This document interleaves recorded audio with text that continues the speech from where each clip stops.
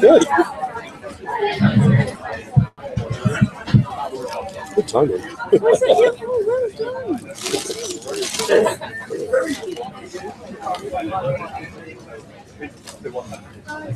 Good evening. Just to check if we can hear us at the back, Rory, Kieran, can you hear me all right? Lovely. Okay, I'm not going to prattle on for ages here at all. I'm just going to introduce the panelists. We have, as we do at all of our events, so whether it's Traverse 13, 14, 15, Blogstock last year or this year, we finish off with a big panel that everybody attends, and it's always on a decent subject. So Kevin's going to go over the details of what we're talking about this time. I'm just going to very quickly let you know the panelists. We have Penny Alexander, who's a wonderful mum blogger, family blogger, and does loads of other things. Becky Fairlie-Clarke, who is the MD of Magic Torch PR, who, among many other brands, have the wonderful Visit Alberta, who were here this weekend. Travel Alberta. Zimena de la Serna. I don't know what she does because her blog's in Spanish, but and Naka Sharifi, who seems to do a little bit of everything. Lots of social media, lots of blogging, lots of video, lots of photography we saw this weekend. And he also did our photos of last year, if any of you saw them on the website. And hosting the panel and moderating is Kevin May from T News and several Traverses and Blogstocks, more importantly. I'll pass you over to Kevin now.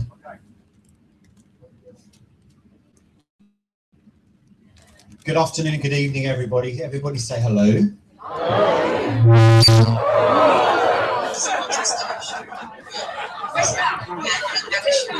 Now that's all about waking you up and me forgetting what Matt told me to do, which is avoid the speakers. Right, so it's the last session of the weekend. Well, we've got a few things in the morning, but this is the main debate of the day. So there's a bit of housekeeping to do, first of all. Now, at their peril, they've decided to do the tweet a drink thing again.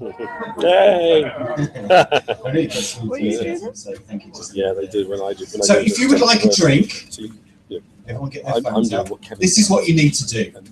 On Twitter. So you need to tweet. If you want red wine, you need to say hashtag BS for Blogstock, not bullshit, obviously.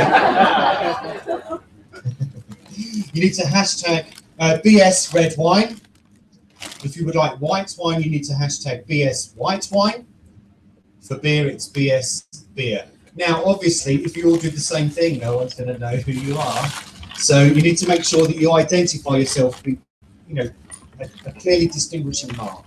So, for example, the lady here in the second row would say hashtag BS red wine, pink jacket, second row. Yeah, not to draw attention to yourself. So anyway, so if you want to tweet a drink, that's what you need to do. So BS, so it's bullshit red wine, bullshit white wine, bullshit beer. Okay. I think it's really important because this is a great weekend. Now, this is the second one that they've done. It's the second one that Michael has asked me to come along and moderate. I think I've organised events over the years, and it's a really, really hard thing to pull something like this off. So I think it's worth everybody giving a huge round of applause for Michael, for Matt.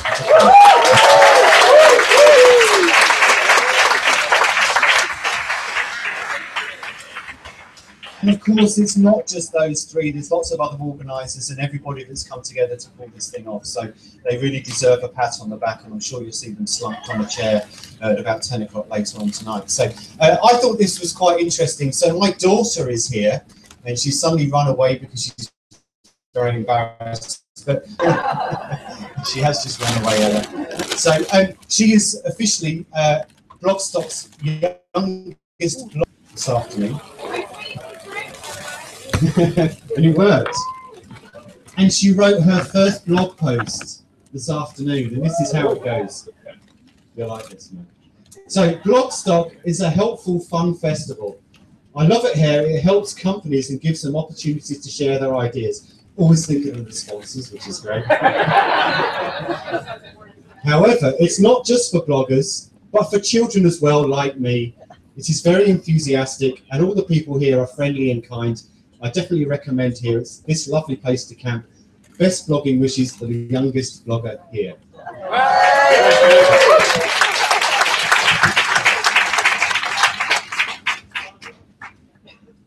That's the best travel blogging I've read all day. He said to be spiky, didn't he? Right, okay, so this afternoon's debate, last year we did a debate about everything. We've come up with lots of different ideas and we said, okay, let's just discuss lots of things around travel blogging. This year Michael asked me to, let's focus it a little bit more specifically on the issue of money. Do you remember the thing, money? The thing that allows us to sustain ourselves? Okay, Michael says, if you're tweeting a drink, tell us where you're sitting, not just what you're wearing.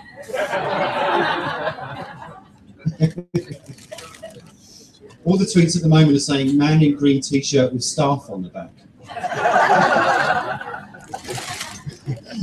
But the point is that money's, it's at the heart of what we do, whether we like it or not.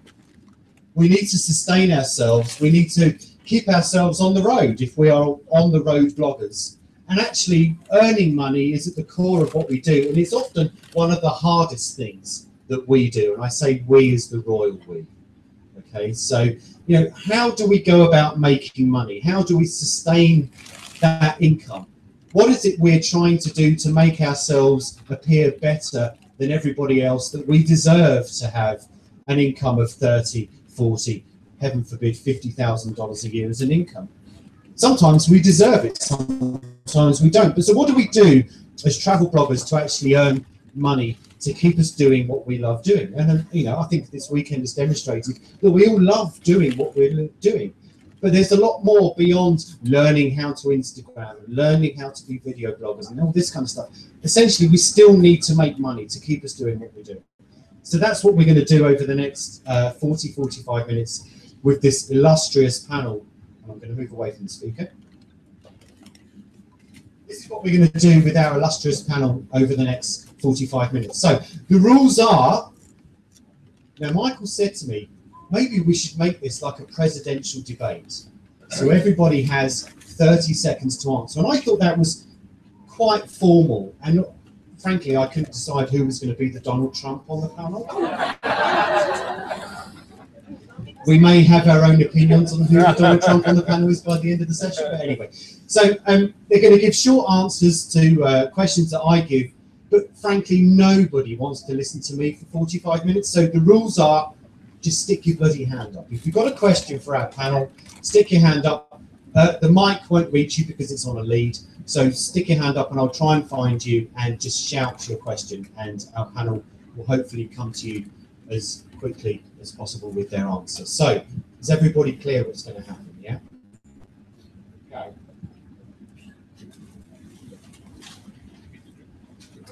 Right, so Michael, introduce your panel. We'll do it again. We have Penny Alexander, we have Jimena de la Serna, we have Becky Fairlie-Clarke, and we have Maka Sharifi. Now, Maka, can you tell us roughly how much money you earn a year? I actually don't really mind talking about money at all. So I'm actually a full-time journalist. You can hate me for this, I actually work for the Mail Online. And that pays me the paltry sum of £25,000 a year for my 40 hours a week. And then on top of that, my blog is my second job. I try to monetize it in a way that I'm comfortable with, so I don't have on-site advertising, I don't do sponsored content, but I work with companies, I work with PR companies, and we license our videos. And on top of that, that probably brings in about £10,000 a year. So in total, I guess that's 35. Happy? I mean, I'm quite happy with that. I would like more money. That was my question. So are you happy with that? That's 10,000. I think it kind of gets to a point, most people who are working full-time with their blog as a secondary income, they want that tipping point where all of a sudden, they're turning down too many opportunities. And I think when that happens, that's when you quit your job, isn't it? That's when you basically want to take it full-time yourself, and hopefully it builds, it becomes that snowball effect, and that £10,000 that I earn a year hopefully will become the £25,000 a year, and hopefully from that in 2-3 years time it'll be more. So is that what you're waiting for the other stuff to stop you writing for the Daily Shame every day? Yes, Yeah, 100%. I mean, flippancy aside, that the Daily Mail job is what kind of feeds you. Oh yeah, no, it does feed me. Yeah, you know, I've got rent to pay. You know, I need to feed myself. You know, if we want to talk about the Kardashians, I am your man, and I hate it. You know, like that's the thing. That's just the way it is. But you know, I've been to parties with some very liberal people, and they hate me for it. You know, when they say, "Where do you work?" and I work at the Mail Online, they're like, "Okay, I don't want to talk to you anymore." And that's hard. And you know, I'm looking forward to the point where I can say, like, "Yeah, I'm a full-time blogger or a blogger." So that's what I'm working towards. Okay, Penny.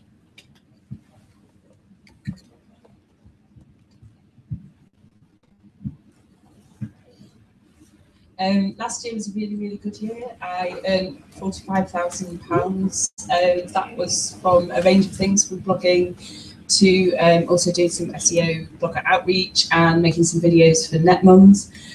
My main income comes from working for Wayfair, the home store, who actually bought my blog, so that was a big chunk of last year's income.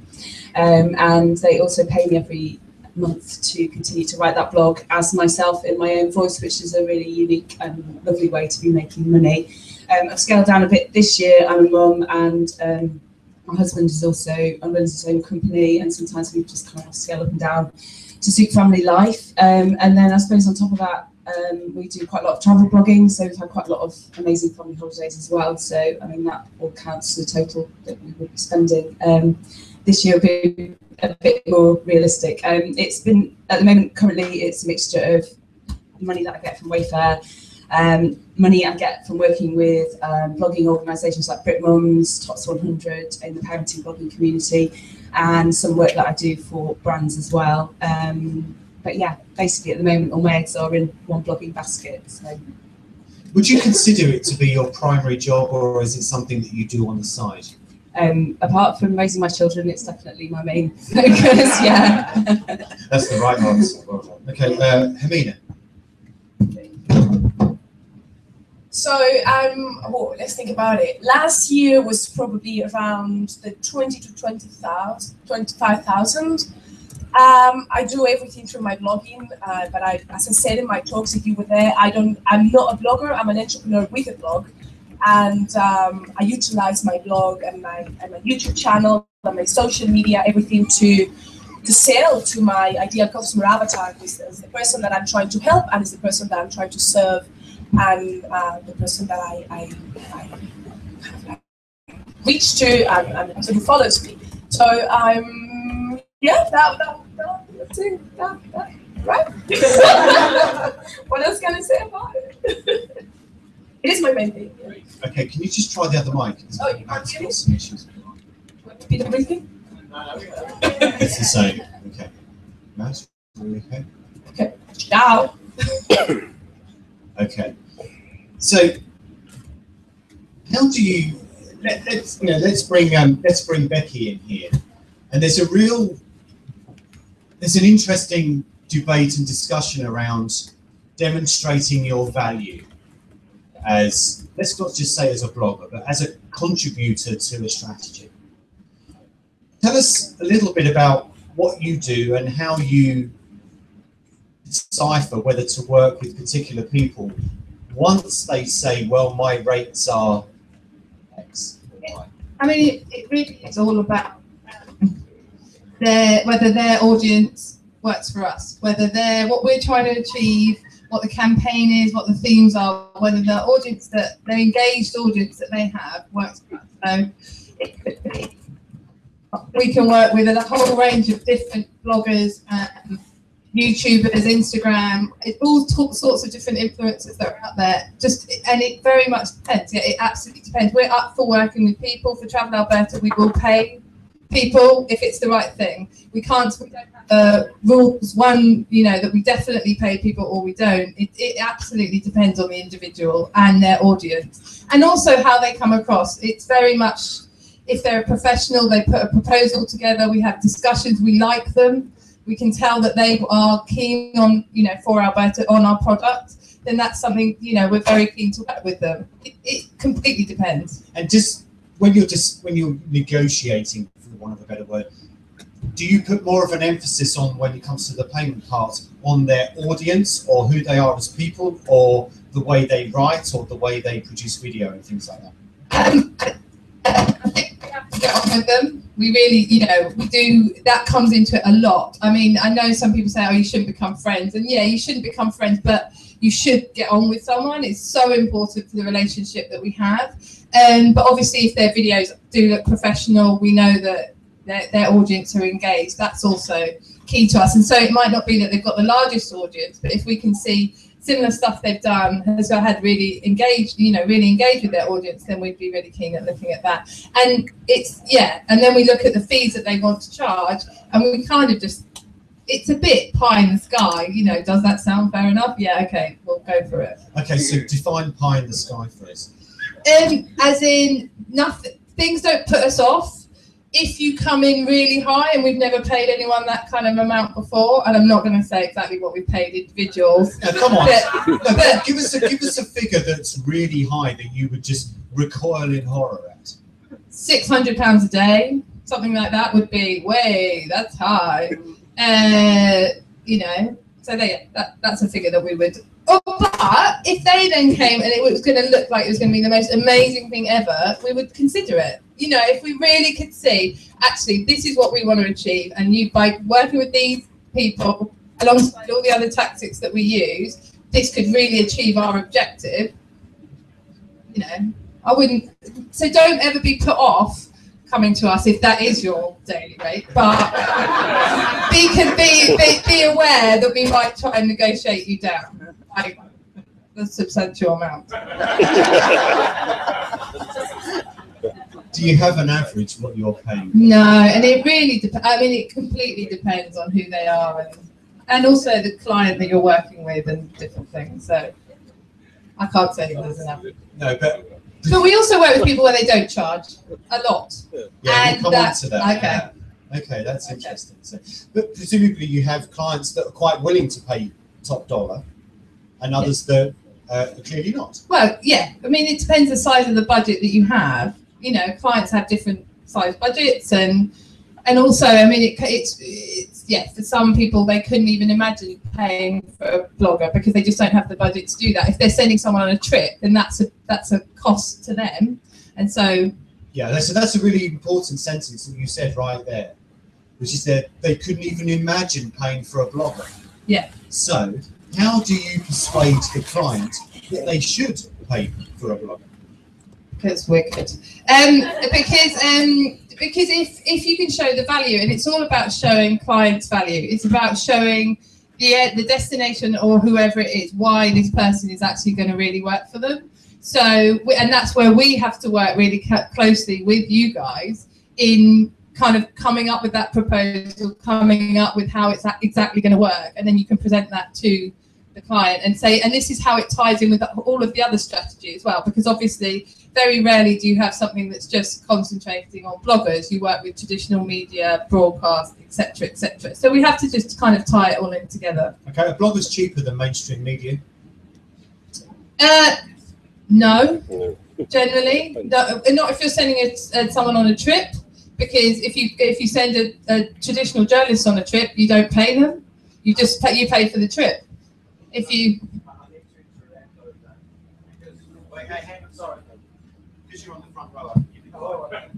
But a traditional journalist won't take photos or do video. It depends. It depends. I mean, some journalists do. For some freelancers and that you work with or in-house, they will take video. They will do photos. They will, and then they will also give you coverage again and again and again. Because if they've been to Alberta and they've done one trip, one feature about it, and then they've done a roundup somewhere else, and then you're featured there, and then 2 years down the line, you'll get another mention in a roundup or something that they're doing. So it's a different ball game, and we're very open to the fact that it's very different. But don't kid yourselves that traditional journalists, they just do one trip and then that's it, and they're not good value to us, because they are. Yeah, we know the value of bloggers and influencers and that, but traditional media still have to play a part in everything that we do. Sorry, can I also just say on that, if journalists only just wrote an article and didn't do the photos and videos, then they would have died out 5 years ago, because bloggers would have just taken over them.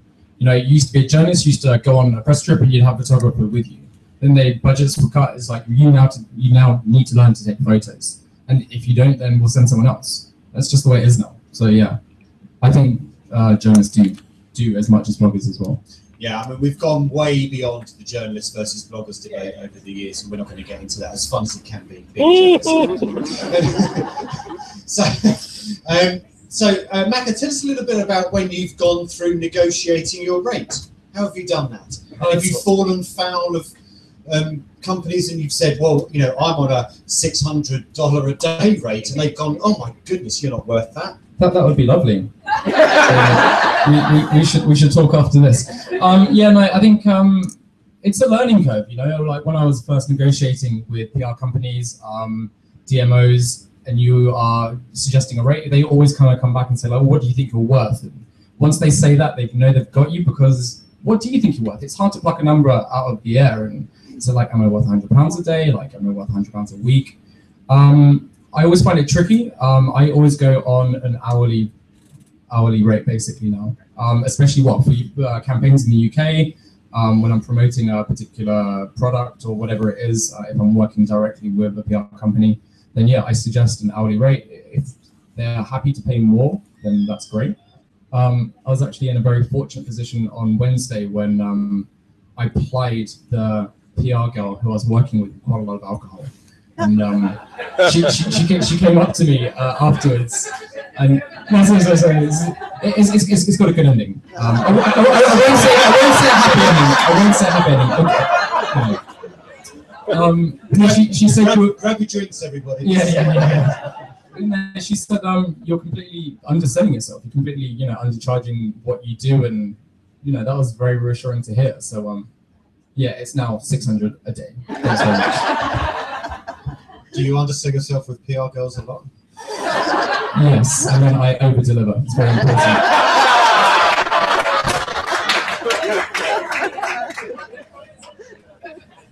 Quote of the day, everybody. Tweet that. Oh, Jesus. My questions are rubbish now. Hermina, just give us some background about how you negotiate rates. It's a really dull question compared to what he's just been talking about. Yeah, how do I talk this? Actually, I don't work a lot with companies because I only promote what I really want to promote. So if some company that I've never heard of comes to me, I would say, like, so who are you? And it would be difficult for me to collaborate with them, because with the kind of business that I do, I will only promote really what I really want to promote. I mean, it's what I'm really familiar with. But in any case, it can be so difficult to really price yourself and everything like that. And what I found is my personal, maybe you're gonna hate me about this. A year ago, I got myself an agent. She's actually a friend of mine, and she's an agent. She's agent for the top 5 bloggers in Spain, fashion and beauty bloggers in Spain. And we just happened to become friends. And she said to me, I want to be your agent. Why don't we try? And when you promote something, I might be able to help you. And I said, yeah, let's try. And it was really interesting that once she got on board, companies just started saying yes to everything we asked them for. Jimenez, sorry, just why did you get an agent? I know it was your buddy and everything, but why? Just because she told me she was flirting with this, we were friends and everything, and she said, I want you, she said, you've got great potential to do things and everything with brands. And I said, well, go about it, let's try it, let's give it a try. It's not my main thing, I don't make my main money through it. My main money, I do it through selling my own products, digital products. But I said, yeah, let's do a try. Let's see if I can find any companies that I like, and I would like to share what they do and everything. And then she found me a few, and it was funny because obviously companies see me around, and I get a lot of questions from companies. Would you do a collaboration with me? And my answer is mostly no, because I would rather reach to the companies that I want to work with rather than they contacting me. But now I send them all to her, to my agent, and now she deals with them. And she asks them for prices that maybe I wouldn't have, because it happens a lot with bloggers. We underestimate ourselves, and it's difficult to give yourself a price of what you're worth. And then she just started saying, no, this is how much she charges for doing a giveaway, or this is how much she charges for doing a review of your product and whatever. And then companies just dealing with her, they say, usually they say yes more often than they would if they were dealing with you directly. If they were dealing with you directly, I found a lot of, no, we're not going to pay that, or no, you just have to do it for free, and I don't do anything for free. I'm sorry. Like, that's why I don't work with companies. That's why I promote what I want to promote, and if I want to promote it, I promote it for free. So don't come to me to tell me you want me to promote your product for free. Okay, so the question here is, you've employed an agent. You've employed an agent, right? You have an agent who works for you. So this session is about blogging. How much do you pay your agent to secure? She charges a 10% of whatever I get. 8% actually, 8%, or whatever I get for the job. I have no idea if that's good or not. It's good. It's good. She does a great job. Her name is Ana Fernandez Pardo. She speaks English. She's the main. She's great, but she only takes a few. She's the top agent for like top bloggers in Spain. So, but yeah, contact her. She's amazing. She's #1 selling author in Amazon Spain right now. So she's a cool girl. If only she was here, she'd love the plugging that you're doing. Yeah. Okay, Penny, a little bit about your experiences with negotiating. And I think the parent blogging community is quite an interesting one, because you spend a lot of time comparing rates, and probably because there's a lot of mums who come from other careers don't necessarily know what we're worth. And I think I've learned a lot from I've learned a lot today, and it's really interesting to talk to other people kind of about what they actually charge. I think certainly for travel, because often the trips that I get are family trips, it's more about how I get my family to earn their worth and do some work while we're on the trip rather than me doing it all. Because I think if you get a family trip, then it's kind of quite expensive. Sorry, so, just on that, so getting my family to do what other things do your family do? Well, so strapping a GoPro to my husband when he's sailing on a holiday, so that he's doing some of the work, and then getting my son to write his favourite moments down, and you know, writing posts from their perspective. We just went to Mark Warner Levante Resort in Rhodes over the summer, and we all had very different experiences. So it's like, come on, family, you're going to do some work as well. You know, it's not just going to be me running around this resort in the 36-degree heat trying to take photos of you all, and we kind of all work together. That sounds tough, really tough. Yeah. I needed so many cocktails. But yeah, I think I've learned to have, and somebody from PropellerNet, who I spoke with at another conference, taught me this, to have a sliding scale. So I have my values and my beliefs and things that I really want to blog about, and that's probably trees and hugging them and nature and being outside. But then somebody personal will come along and say, I want you to make blackberry jam. So then I might say, well, that's going to cost you. But it's having a bit of a sliding scale, so that if it's something you don't really want to do, don't be afraid to say, well, that's going to cost more. Whereas something that I would do naturally, the Woodland Trust got in touch with me over the summer, and they wanted me to do a campaign. I love that charity, and they were going to pay me to do some videos about being in the woods with my kids. That's something we would do naturally, and it fits into family life. So for me, because it's very much, my blog is a lifestyle thing, it fits in with our family life. If it fits in, brilliant. I'm not going to charge as much. If it doesn't, and I'm going to have to do something crazy, like somebody made me make a Mary Berry lemon tart. Had to make it 3 times and then get the Delia recipe because it didn't work. I was never going to be a food blogger. But yeah, that was a pain in the backside. So yeah, I probably should have charged a lot more for that tart. But yeah, sliding scale, I think, is my key message really. And you know, I think a lot of bloggers in parenting blogging niche say, right, I must charge this, and if I don't get this for a sponsored post, then I'm being done. But also at the same time, because my husband is freelance as well, then if he's not earning and we need to pay the bills, then I'll be a bit more flexible. So yeah, you've just got, it depends where you are at that point in time as well. Okay, so thank you very much, guys. Okay, so and we'll go to you, Becky, first of all on this one. Sometimes your client might say, look, you know what, we don't have any money. So we, in terms of, we don't have any money to give them the $600 day rate that he's now charging after this weekend. But we could put them up in a 5-star hotel. They will have the most amazing, awesome time they've ever had. So they'll go for free. So we get into this discussion about bloggers doing something for free because they're going to have an amazing time and may be able to on-sell their services versus just earning a day rate to keep them alive. So how does that work when a client comes to you and says, I'm really sorry, we want some of the best bloggers in the world, like these three, because we decided that they're the best bloggers in the world because they're here. But we're not going to pay. Well, I mean, we would go to them and approach them and say, but only again if it works for their audiences. So it would go back to that. So we would look at who they are, and if we agree that they're great and it will work for their audiences, then if they would come for free, because we are going to actually send them to Alberta and they are going to have an amazing time, then that would be great. If they wouldn't do it for free, then we'd have to look for other people. But there is a cost to us. Remember, there's a cost to the client for absolutely everything that we do with you. Even though it's just a trip to Alberta, there's a flight, there's the hotel cost, there's the activities, there's the meal. They all are costs that we have to. Sorry. Yeah. I'm not going to feel sorry. I'm not asking you to feel sorry for us. I'm just pointing out that sometimes it's missed that there is a cost to a client when they send you on a trip. It's not a maybe that there's a cost. There is.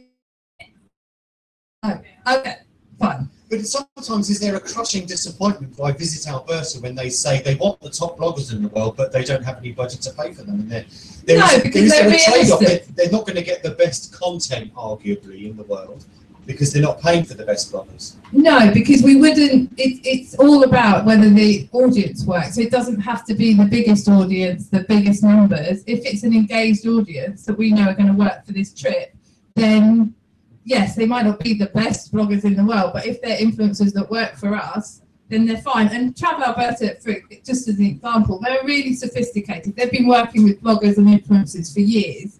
They have very strong ideas about what will work, what won't work. We know what we're doing. So, yeah, they wouldn't be disappointed about the fact that the top bloggers in the world wouldn't come over if they weren't being paid. Okay, so Macca is one of our newly defined top bloggers in the world, earning $600 a day. Pounds, even better. $900 a day. Quick exchange rate in the head there. So, Travel Alberta.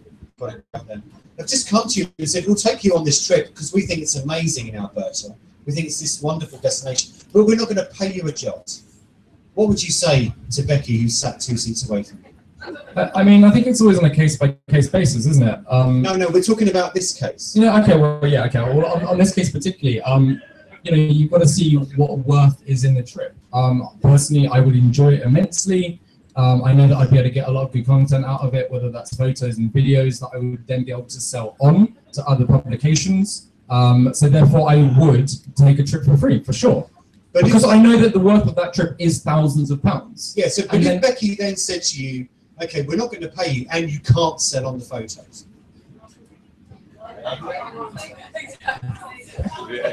If that was the case, if this is the example, then I probably wouldn't take the trip because at the moment I've only got 25 days holiday a year, and to use 10 of them to go to Alberta and get nothing out of it apart from a lovely holiday, and it would be lovely, thank you very much.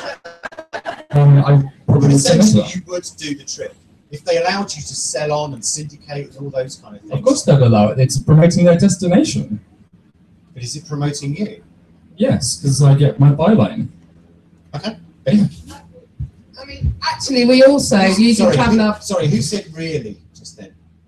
I heard someone say really.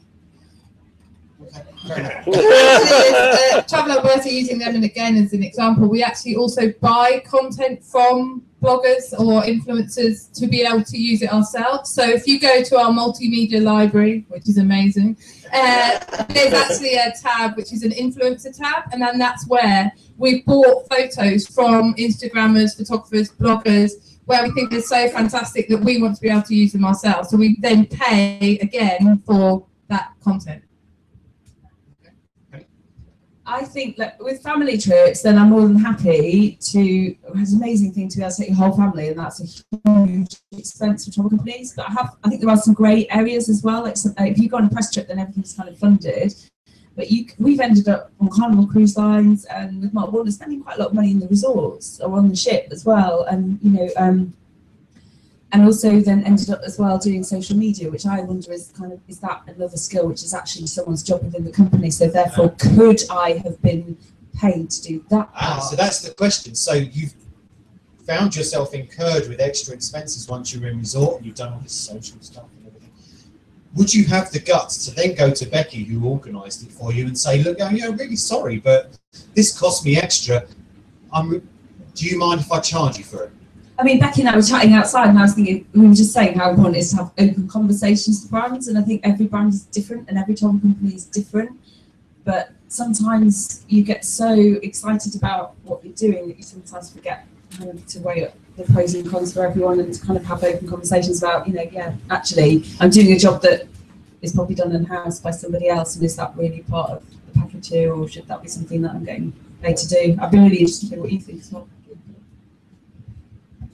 Yeah, I mean, I think that if we haven't, as PR people, made it clear from the start as to what you're going to have to pay for, what you're not, what's going to be covered, you should say to us, hold on, before, as much as possible. That we should both think about it in the first place. But if we don't, feel free to come to us and say, hold on, with this trip, what is actually going to be covered? What am I going to be expected to pay? And actually, how much does it cost to take my family of 5 out for dinner and stuff like that? So, yeah, to try and be as open and honest from the start about the cost that you are going to be stung for. We have a question here, and I'm worried about the loudspeakers. You're going to have to talk very loud. I'm a travel blogger. I have a child. I have a destination approach me to do a family road trip. I have a 12-year-old son. But they said from the outset, oh, pay for you, not pay for your son. I'd just be like, well... So we had like 3 emails, we had a meeting, they naively assumed that they were talking about me and my son. And when it got down to kind of like last day, they were like, oh no, we can't stretch you to the major destination. No, we can't stretch your son. So effectively, you wasted my time, wasted your time. Why do you, you're asking me, oh, you understand, we haven't really done this road trip, but rather than you want to pay for me, you want to pay for my child, I mean, is it normal if you're a family, travelling as a family, you say, right, I've got 3 kids, or you're paying for you as a whole, or they pay for you, and then you've got to... I mean, obviously, yeah, no, I think it's press trips, and then there's family trips, and I think that's quite standard kind of in the industry. If you're a family blogger, you're going on a press trip, does that not mean all your family? No. Yeah, I think it should. And actually, I just talked about creativity earlier, and I was talking about how children are a massive source of creativity. And I have massive issues. Some of the brands that contact me want my kids. Yeah. And I have, sometimes it makes me up at 4 o'clock in the morning. I think, am I selling my kids? No, it's seriously. I think, if they're not going to pay for you to go on a trip, and it's a family trip, and your child is going to be a massive source of creativity, and that big cheesy grin in front of that accommodation or that landmark. Yeah. Yeah, no, absolutely. No. I'd say no, absolutely. Unless it's somewhere like money can't buy that you've been dreaming of forever. I don't know. I'd feel really conflicted if I did that. Yeah, it's right. I don't normally travel with my child, but they just happen to be, I mentioned I had a child, and they're like, oh, this would be great. But, it's like, you didn't know that how my child, the other side of the world, how do you think he's going to get that? So it's going to cost me, they weren't paying me, so it cost me to get there. Yes, you're going to cost me when I get there, but I'm going to pay, £700 to £800 to get there. Yeah. No. It's like, you're looking at them and they're like, no, can't make that.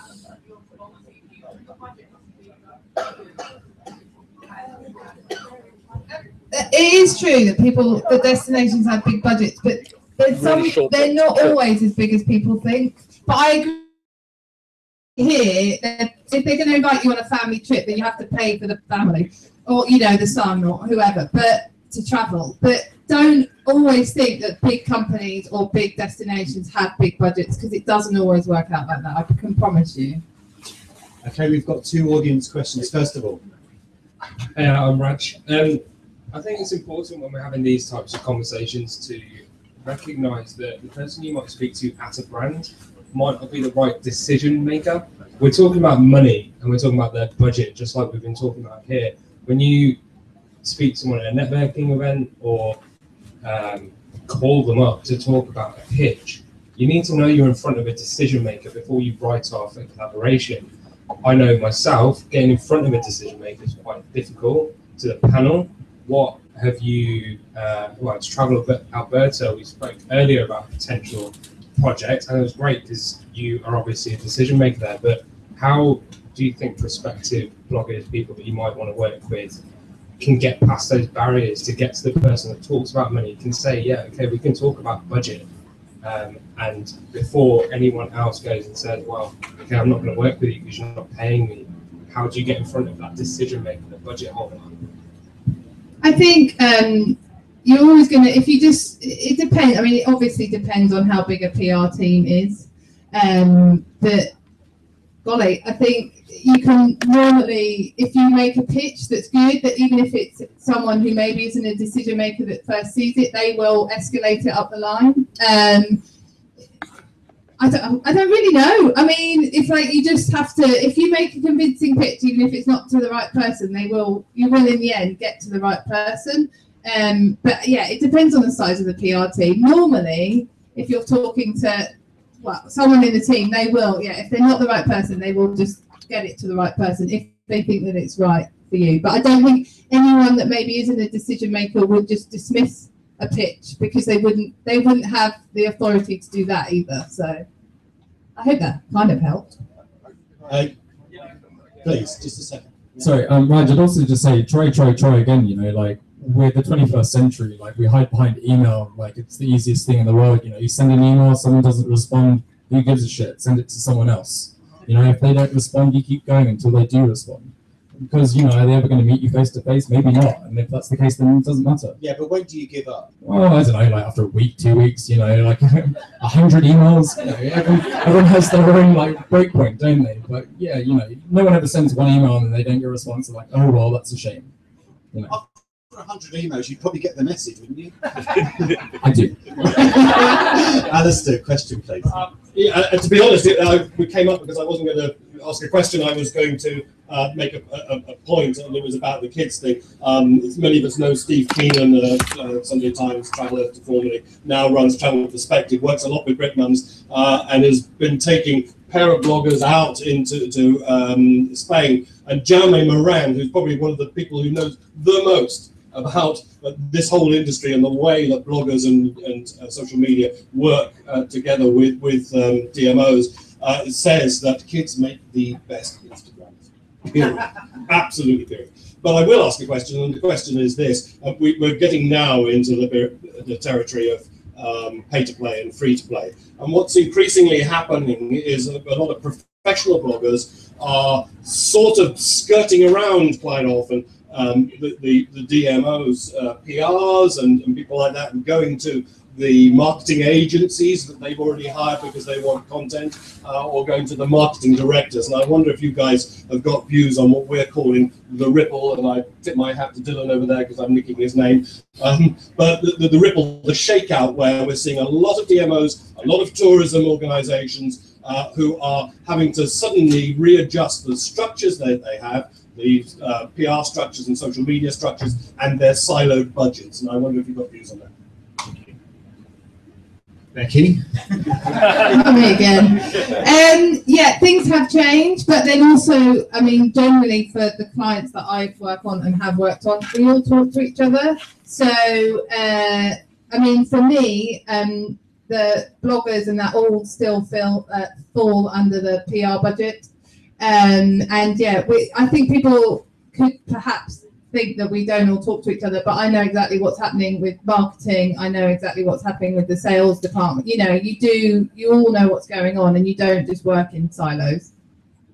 But the internet, Alistair and I were talking about this earlier, and the internationalization, for want of using a really long word, of our industry. Yes. And our discipline, which is blogging and writing and things like that, has changed a lot because of global, you know, because it's a global industry.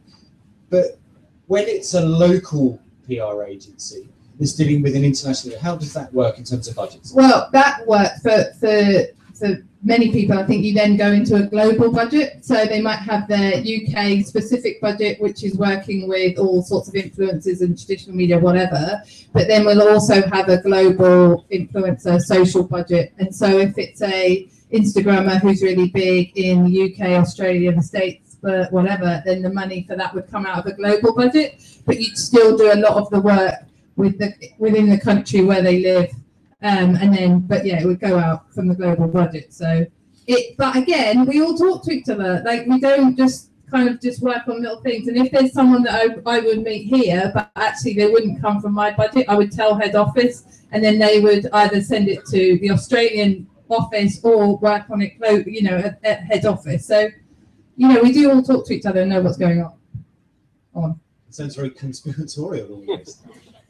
Well, maybe, but it's all a big network. Okay, we've got 10 minutes left, so if anyone's got a question, make sure you put your hand up. Penny, when you're planning financially for your what you're doing over the next few months, do you plan just for the next few months, or do you plan a year ahead, 6 months ahead, or 18 months ahead, and things like that? Purely from a money perspective. I think it's really important for me to have a bit of stable income, which Wayfair and writing a blog for them definitely provides, and that's kind of guaranteed income. And then I can kind of play around and see what comes along and fit that into kind of the time that I've got available. I think I'm now at a point where I'm thinking much more about things that I can do, like ebooks or e-courses, which kind of ties in with being a teacher, things that would kind of be more like a bit of passive income as well. And also with Space in UK, the travel site that I'm running, we're now thinking about how we seriously monetize that site, and looking at affiliate advertising and things like that. So I think having some guaranteed income gives you the flexibility to be a bit more creative and to play around in other areas and kind of explore new areas that you don't necessarily have the time to look at before. Okay, Hermina, you've got an agent, for goodness sake. I mean, you must be planning 4 or 5 years ahead of you. No, actually, what I do with my agent is very little, because as I said, I don't do a lot with brands. So what I do with her is like just really little. It could be bigger if I wanted to, but that's not an area where I want to go to. But I do plan my finances a year in advance, a whole year in advance. But my finances are very closely related to the content that I deliver. So I plan all my content for a whole year. So I know what's coming up. I know what's coming up in January, February, March, April, and I can do everything the month before, or 2 months in advance, or 3 months, depending on what it is. So that way I know when am I launching a course. So I know that month I'm launching something, so I'm getting income from that course. When am I launching a paid for webinar that can last a whole day? When I'm gonna have people participating from all over the world. So it's more like an event. It's like an event like this one, but I do it online. So I know that I have to plan it 6 months in advance, and I know that on that 4 months before, when I start promoting it, I'm gonna start getting income from that. And I'm going to be releasing an ebook. Is that ebook going to be related to a course that I'm going to be delivering later on? I have to work at least 12 months in advance, because everything I do, nothing is left to chance. I do everything that I release, everything that I create is related to something that I'm going to be doing that is bigger, that is related to the big picture. So I need to plan all that content in advance. Yep. Okay, so audience question. Sorry if you feel slightly exposed by this, but who, put your hands up, is planning beyond March of next year? Put your hands up. You wrote it down. I'm going actually to March. So, sorry, again, put your hands up. Who is already planning for what they're doing financially beyond March of next year? Put your hands up. Now, to me, that doesn't seem like very many. Exactly.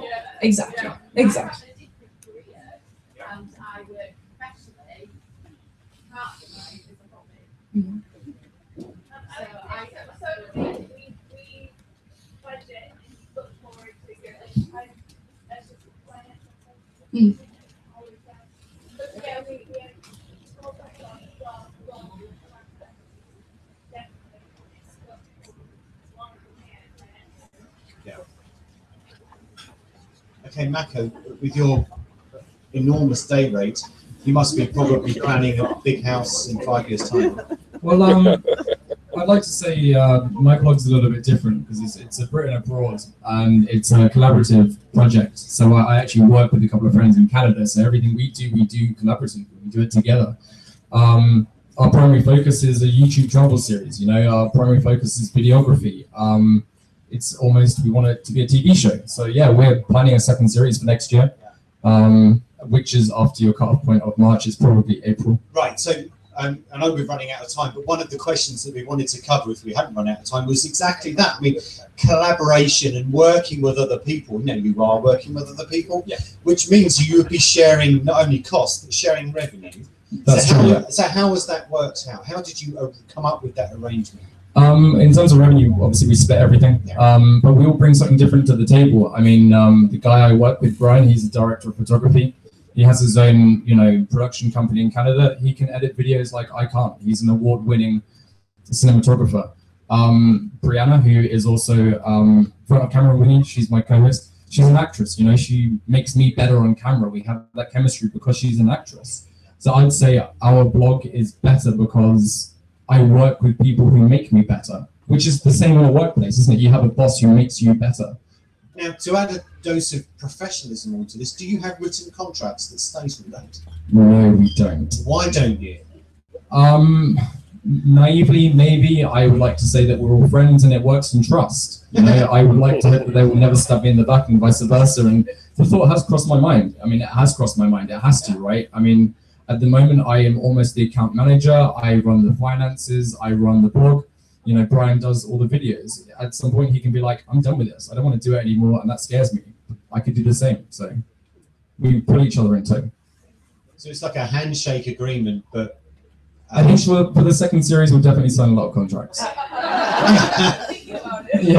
You know what? Yeah. You should talk to her agent. Yeah. Right. Unfortunately, I don't do Spanish, but I can. Okay. Right. We're coming up against time, so we'll go along the panel. It's one of those future-gazing things. So, Penny, with you. If crystal ball, if we were to be, and I hope, Michael, if we invite me back, but if we were to be reconvened here in, let's say, 2 years' time, and we were talking about money again, what do you think some of the issues would be that we would be discussing? Looking around the parent blogging community, I can see people building much bigger relationships with brands and taking on much bigger roles. Like going back to what I was saying about social media and kind of taking over someone's Instagram account. And hopefully, it's more what I'd like to see. I'd like to see that people have built kind of longer term relationships. That those I've worked a lot of comic relief over the last 3 years and been out to Africa 3 times with them and volunteered, and I'd love to personally turn that into a job. I think we've taught them loads about blogging and loads about the digital space and how bloggers work, and I would love to turn sort of the things that I've done as a volunteer into kind of real money and real jobs. And I think bloggers, we were talking before we came in just about bloggers and PRs talking and working a lot more closely. I think it would be brilliant, to have bloggers kind of working a bit more in-house and consulting and kind of working much more closely with brands. That's what I would love to see. Okay, Maka, 2 years' time. You're here, you're sat here, it's 2017, what's going on? I just think it's probably, we're going to be talking about like professionalism. I mean, I know 2 years ago it was a very confusing time to be a blogger to some degree because we were doing it because we loved it. And that was like the be all and end all, and then all of a sudden it became about monetization, it became about professionalism. That's kind of what we're still into, right?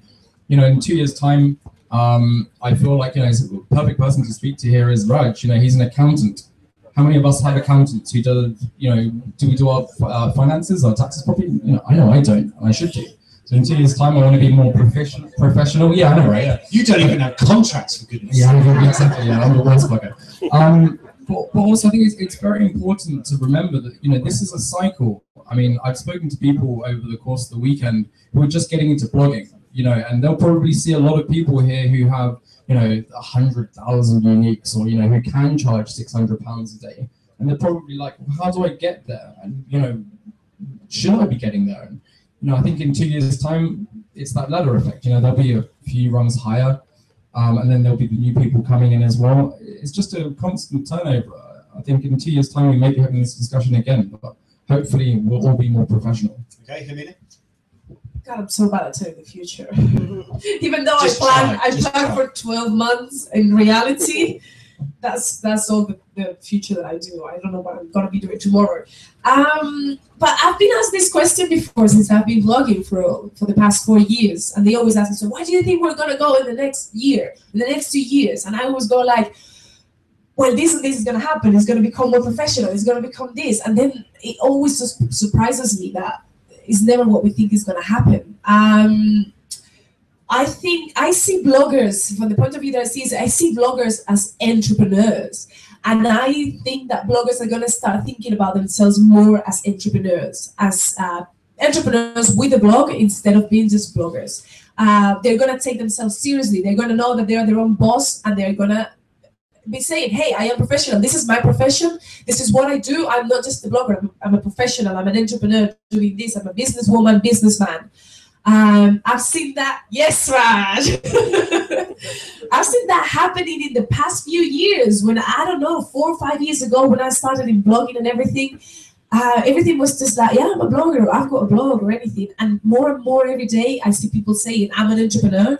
I'm my own boss. I want to quit my day job, and I just want to be an entrepreneur. So I think more and more we're going to see that. More entrepreneurs with blogs. Okay, so Becky, you're at the sharp end of all this because you're the one often that facilitates the money going from the brand to the bloggers. So where do you see all this going? I think that, and I'm not just trying to blow smoke up your asses. I think that bloggers and influencers. That comes later. You see the smoking up arse tent is just really. Just over there. I think that you guys are going to become more and more important to brands, because if you look at traditional advertising, people don't watch TV in the same way anymore. They skip through everything. I mean, so we have to think of how can we get to the audience that we want to get to, and would never say that print and online and TV and radio won't be important to us, but you guys obviously are and will continue to grow and grow, I think, in importance. Wow. Is that a good way to end? No, but that's a really positive thing to end on. So I think one of the things that we can take away from this 45, 50 minutes is that I think, there's a degree of professionalism, which actually is, if you turn it back a couple of years, there was always a call for bloggers to become more professional, I think. I think that would be a safe thing to say. I mean, Michael and I have worked together on many things, Travel Massive and Traverse and things like that for many years. And one of the things that's often happened is there's been often a call from the industry for bloggers to professionalize a little bit. And I think we have turned almost a corner a little bit over the last year to 18 months, is that a lot of bloggers have realized they're not bloggers anymore. And I can't remember who said it. We're more like entrepreneurs, or you're more like entrepreneurs. And the more that we are entrepreneur about the way we consider our content and the way we interact with the industry and the way we do business with each other and the industry itself, only shines a better light in front of us. And I think going forward, that only enhances the fact that we can do better things with our rates, the way we negotiate payments and things like that. And I think overall, 2015 into 2016 is actually quite a good time for the blogging industry, because we have, dare I say, grown up a little bit over the last couple of years. And if there's anything that we can take away from the last hour or so, is that we're an industry that is kind of doing good things, and we can earn the money and prove our value as a result of it. So as a result of that, let's show the rest of L Street that's around us how much we've enjoyed this session. We give a huge cheer.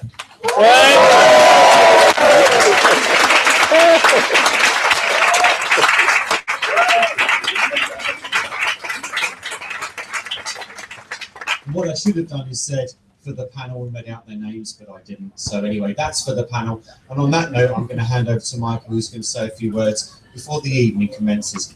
Michael, you ready with your speech? Okay, here's Michael then.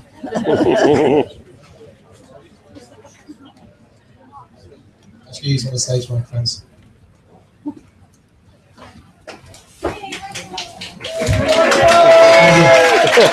It's easy so you can see me here. We've got loads to say, but I'm not going to bother because I think you've all had what you've come here for now. So we'll rattle through this relatively quickly. Firstly, thank you so much to everyone who came today. It's our biggest event we've ever done as Traverse out of our 5 events. What was really great for me is one of the times that I was on reception over there, sitting and a bunch of people turned up and I was ticking these names off. And as I was doing it, I realized that about 15, 20 people that came up in a row that I didn't recognize, that I didn't know. And these are new people. They're people that hadn't come to any Traverse event, hadn't come to Blogstock before, or Travel Massive, or Traverse Mingle, or any of those other things we do. And it's so great seeing new people coming into this, because I still feel relatively new to this myself, even though we've been doing it for about 5 years. Because that time does go so quickly, and seeing how many people are still getting into this. And yeah, there's so many established people here who've been doing it for 5 years, 10 years, even some people blogging for 15 years. I think the oldest blog recently turned 20. I think I read that somewhere, or it was probably a blog. Maybe I didn't read it somewhere. Anyway, something like that. But 20 years this has been around, and to still see so many new people coming in is really great. So lovely to see you all, and I hope that all of you, plus a whole batch of new ones, are back for our next event in about 6 months, we should talk to you about in a second. So obviously there's loads of people who helped to put this together that come on today, and I'm sure you can tell by looking out around there and seeing everything that's going on that this is not the cheapest thing in the world to put on. And so we have some fantastic brands who not only help us kind of financially with it in terms of sponsorship, but also in the way that they bring so much to the event. And they're the kind of people we love working with time and time again. And they... thanks, Nathan. But they also bring so much to the event themselves. So I'm just going to quickly say, you can see them all on this banner here, but Alberta here today, where Becky was down from, have just been fantastic. They came back. How many of you had pancakes today? Yeah. I didn't either, but they were delicious, right? And that was thanks everyone. And also all the stuff that I've been doing over the weekend and chatting about that amazing place. I know just from hovering next to it in reception that it's somewhere I need to go in the next year. So that's been absolutely fantastic. Hertz came back for the 2nd year, just as brilliant again. Anybody who's here's got those Hertz tents? Who hasn't got a Hertz tent but hopes that they can get invited for one next year? Yeah, they are amazing. And the horse racing game, which we're hoping we've still got enough time to go and have a few now that you've had a bunch of tweet beers in, is really good fun. So let's go do that. Hertz they've got this great summer autumn offer on at the moment, so you can get 25% off everything if you book it by the end of September, and that's until the end of March next year. So go to their website and do that. But also a few of the Hertz guys, who you can see at the back there waving, are going to be hanging around for tonight's party. So do come and chat to them, because they're a fantastic brand for working with bloggers. They've been doing it for years. They really know what they're doing, so they're really great. It was the first time we've worked with Tourism Ireland this year. And it's been absolutely fantastic to do so. We really hope to carry on doing things with them. They've got their brilliant Instagram things, which never get old. Really good stuff to work with. And I think a lot of you had some great one-on-one sessions with them and enjoyed some whiskey. Maybe too early this morning, which was really great fun. Affiliate, Kevin's brilliantly blocking this, so I actually have to remember it. Now, Affiliate was great. We've been talking to Affiliate for quite a while now, since we were first on our radar a few years ago, and we've been kind of chatting about ideas of working with blogs, and it's fantastic to have them along to this today. And I don't think there's a single person who didn't benefit from at least 1 cup of coffee or hot chocolate from their stands, so they're great. It's really good to have them here. There's a whole bunch of other people, which you can obviously see. Kuroni Cinema yesterday was absolutely fantastic and really great to have that. The guys from Room Auction, these guys here, like Room Auction and Cuckoo, they're small and they're relatively new, but they bring so much to these events, and they're going to be the travel brands of the future, not just travel. Yeah, I mentioned them too. Cuckoo's not travel at all. The brands that work with bloggers in the future are going to be the ones that we're pointing out, and in a couple of years, they're going to be the ones that people are desperate to work with, and they're just getting on your radar now, but start working with them when you can, because it's going to be a nightmare to try and get in with all the demand in a few years, I'm sure.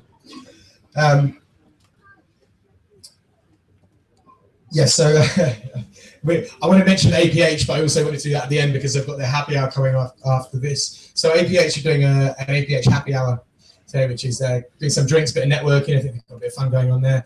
You do have to have signed up for that. So I think quite a lot of you have, because I was responding to emails over the last 2 weeks trying to put you on lists. If you haven't, pop along and chance it. You might be able to get a cheeky beer from them, but we can't guarantee that you can stay for an hour making champagne. So, yeah, give it a go. And see, that's some brilliant community partners as well this time. They got some wineries. Diana did a fantastic talk earlier. I can never pronounce that. Anyway, they're really cool. They're good. Propeller Net were great. They put on a few great talks to us and they've been here this time. I think 3 talks came from that. Tech Wireless, lovely wireless for everyone. And the blogger program, who provided some speakers, and I think a lot of people here heard about it through that. And the guys from Traverse, who seem to do amazing events every time they do anything. Hope they do more. Thanks. I'll do that. So just on to a little bit about the rest of the evening. I obviously missed one sponsor there, which is Expedia, and that's for a reason. So Expedia, as you know, are a headline sponsor for the 4th event in a row, which is absolutely brilliant, and we love having them here. Such a great big brand to have associated, obviously, with us in that way, but also they're so good about working with bloggers, and they know exactly what they're doing.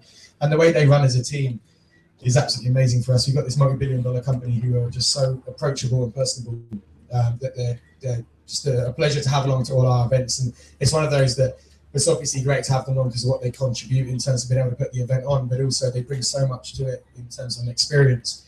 So they've got a competition going after this, which is confusing. Yeah. Now they're doing a competition to make your ultimate travel sandwich. As if they haven't done enough with food today. Those burgers are great. So what you need to do is get yourselves in teams of 5, because there's some amazing prizes going on. So start thinking about that now and be clever, because don't just pick your friends, pick people actually pretty smart if you want to win something. You'll be given a bag of like virtual ingredients. So the competition is to come up with your ultimate sandwich based on these ingredients, and then you can pitch it to the guys at Expedia, and they're going to pick a winner. And every single person in your team of 5, so it's 5 of you, are going to win some great prizes. And so, yeah, so start thinking about who you want to go in that team with. They've also got the winner of their Greece competition, which has been running throughout the weekend, which we can announce at the end of this in about 2 minutes, because it's going to take them that long to get to me. Start walking. And there'll be another quick thing for them to let you know about the food and drink for this evening as well. So we have the food places and the bar are going to be open for quite some time yet, but do make sure you get some food in you. I think the food's going to be running till 9, 10 o'clock.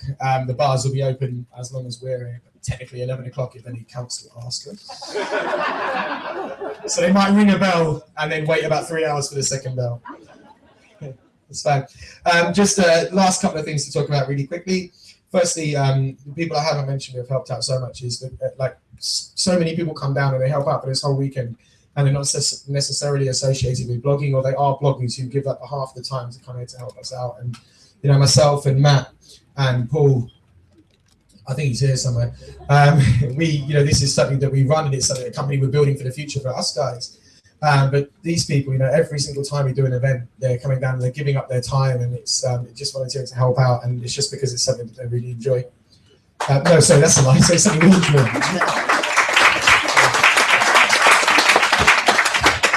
So I meant to say it's something they're doing because they're friends with us, not that they really enjoy it. Because yeah, they hate it. They hate dealing with bloggers. Should never pay them for anything.